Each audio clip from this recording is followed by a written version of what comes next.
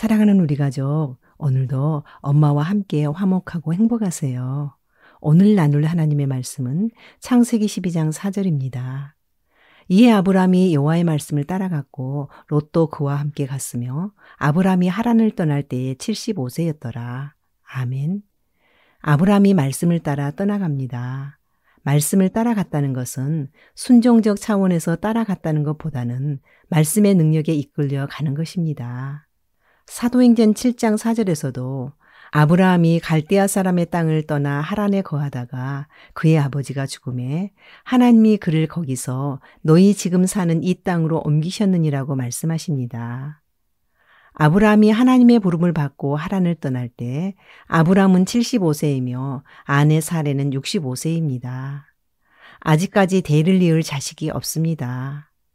우상 섬기는 아버지 밑에서 자랐으므로 아직 신앙의 기반도 약합니다.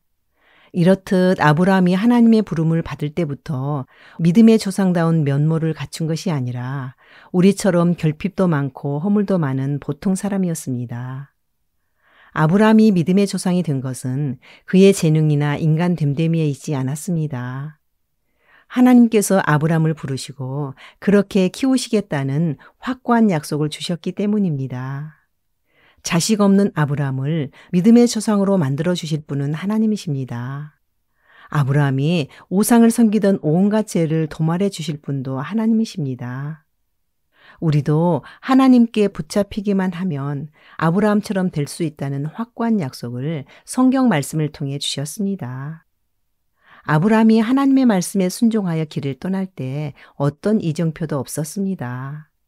히브리서 11장 8절에서 믿음으로 아브라함은 부르심을 받았을 때에 순종하여 장래의 유업으로 받을 땅에 나아갈새 갈 바를 알지 못하고 나아갔다고 했습니다. 하나님께서 가나안 땅을 최종 목적지로 분명하게 주셨지만 그 길이 순탄하지만은 않았습니다. 신앙의 문제로 갈등하며 고민하며 실수 때문에 아파하며 몸부림치는 과정이 있었습니다. 믿음의 조상으로 부름받은 아브라함에 가는 여정에 어디가 길인지 어떤 일을 만날지 한 치 앞도 내다볼 수 없는 막막한 길을 하나님께서 그때그때 인도해 주셔서 완주하게 되었다는 것입니다. 이것이 아브라함이 갈 바를 알지 못하고 나아갔다고 하는 것입니다. 결국 아브라함의 능력이 아니었다는 것입니다. 오직 하나님의 이끄심이었습니다.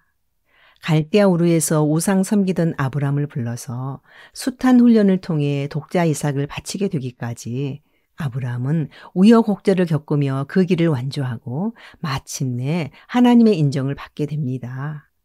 보통 사람을 부르셔서 하나님께서 주신 사명을 이루기까지는 많은 시간과 많은 곡절이 지나가야 합니다. 처음부터 완전하여 부름받은 사람은 없습니다.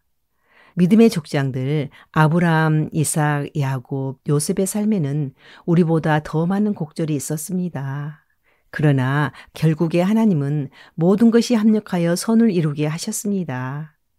이것이 믿음의 사람을 만드는 하나님의 방법입니다. 우리에게 연단이 많다면 복받을 징조입니다. 어느 가문이나 눈물로 복음의 씨를 뿌린 믿음의 선조가 있습니다. 눈물의 기도 없이 복음의 꽃이 피는 일은 없습니다.